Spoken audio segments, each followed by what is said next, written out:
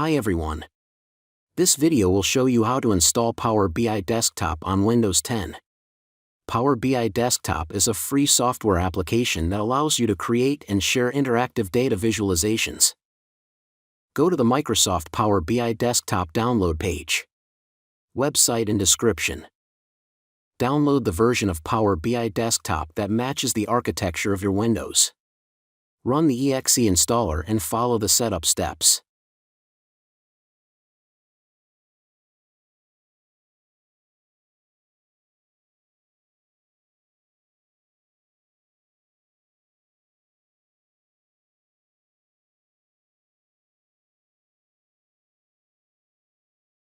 Once the installation is complete, you can launch Power BI Desktop by clicking on the shortcut that is created on your desktop or in the Start menu.